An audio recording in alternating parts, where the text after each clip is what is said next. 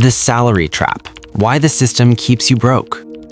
You wake up at 6:47 a.m., 7 minutes before your alarm. Your body already knows. It's been repeating this for 4,847 days, almost 13 years at the same company. You tell yourself it's safety, a decent salary, benefits, stability. But while you stare at the ceiling, there's a feeling you can't fully shake. You're earning more money than your parents ever imagined, and somehow you're more broke than ever. In the next few minutes, I'm going to show you exactly why that isn't random. It's intentional.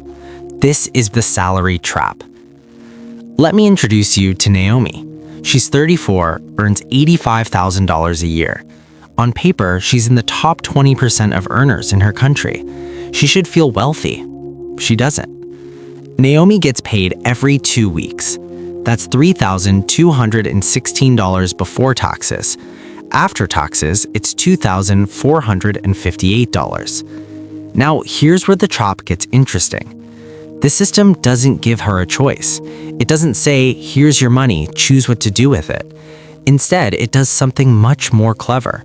It splits her money across invisible channels before she ever touches it.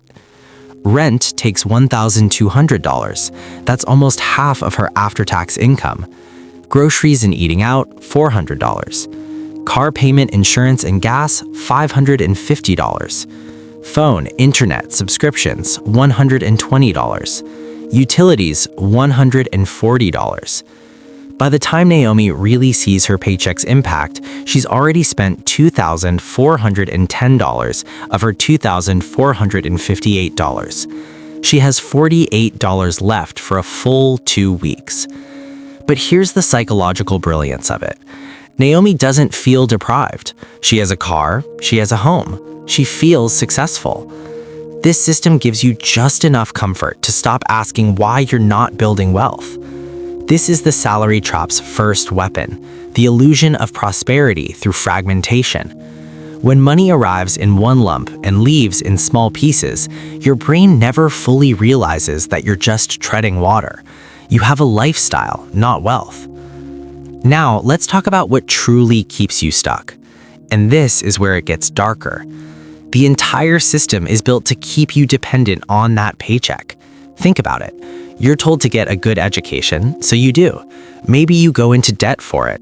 Now you're searching for a job to repay that investment. You find one, solid salary, maybe $60,000. But the moment you accept that job, something shifts. Your lifestyle automatically grows to match your income.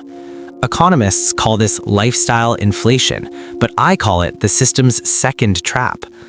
You land the job at $60,000, and suddenly you can afford a nicer apartment, so you take one. Your rent jumps from $800 to $1,200. You can afford a nicer car, so you buy one. Your payment rises from $200 to $400.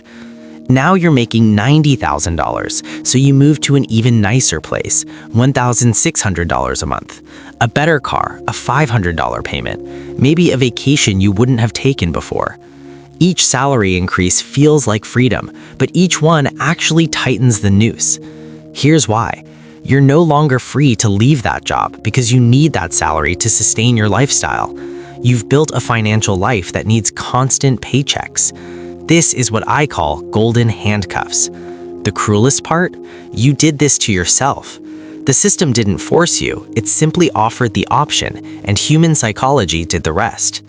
We see progress as moving up, not as truly getting richer. So we move into a lifestyle that consumes every dollar we earn. The CEO making $500,000 a year can feel as trapped as someone making $50,000 if their lifestyle requires $450,000 of it. Your salary doesn't define your freedom. The gap between your income and expenses does.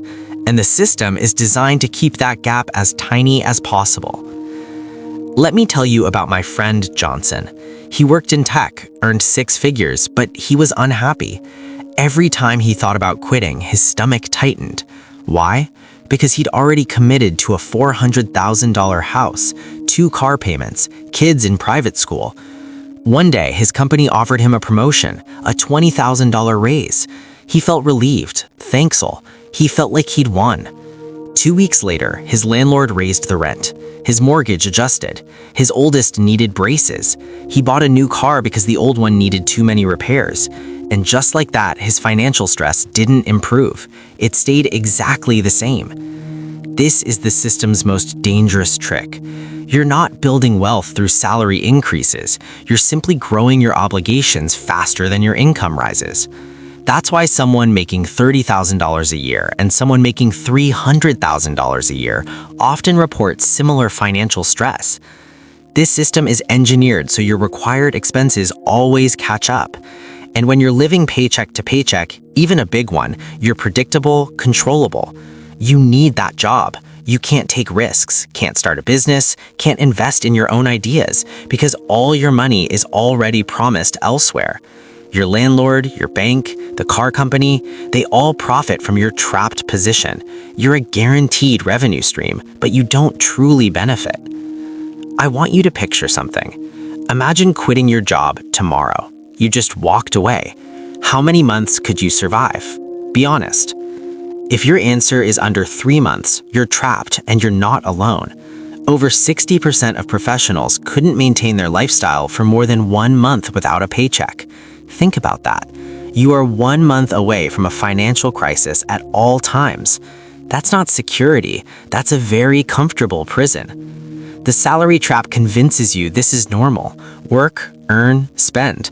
Work harder or longer, spend more. But this isn't unavoidable. It's not a law of physics. It's a decision that's been made for you.